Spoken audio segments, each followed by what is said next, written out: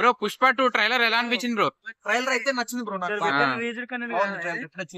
ఆ డైలాగ్ ఎలా అనిపించిందో? పుష్ప అంటే నేషనల్ కాదు ఇంటర్నేషనల్ అని డైలాగ్ బాగుంది. అది థియేటర్ లో ఎంతవరకు బ్లాస్ట్ అయితే చూడాలి. డైలాగ్ అయితే బాగుంది. సో నార్త్ లో ఆ క్రేజ్ చూస్తుంటే ఎలా అనిపిస్తుంది బ్రో?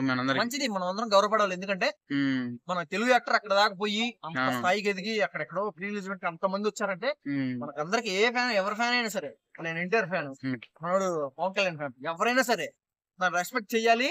అదర్వైజ్ పాలిటిక్స్ పక్కన పెడితే ఒక సినిమా లవర్ గా సినిమా చాలా బాగుంది, అందరూ చూడాలి, సపోర్ట్ చేయాలి. ప్రతి ఒక్క సినిమాకి సపోర్ట్ చేయాలంటే బాగుంది ట్రైలర్.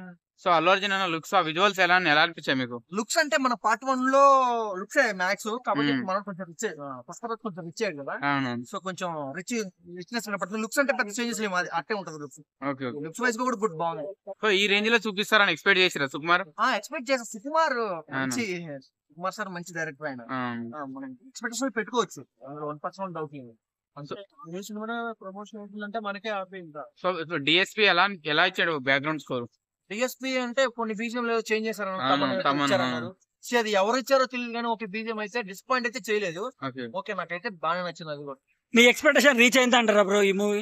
ట్రైలర్ అయితే నచ్చింది బ్రో, నాకు చాలా బాగా నచ్చింది. ఓవరాల్ గా ఈ ట్రైలర్ మీద మీ ఎక్స్పెక్టేషన్ రీచ్ అయినప్పుడు మీకు ఎలా అనిపించింది? సాటిస్ఫాక్షన్ బ్రో మీరు? ఓకే, వచ్చిందని ఉన్నప్పుడు నేను చూద్దామని చూసినప్పుడు ఓకే బానే ఉంది, నచ్చింది నాకు, అంతే అంతే. నేను అంతకు మించి నేను డే 1 ఎంత ఎక్స్పెక్ట్ చేస్తు బ్రో? మనం తెలియదు బ్రో, అది నెంబర్స్ మనం చెప్పలేము.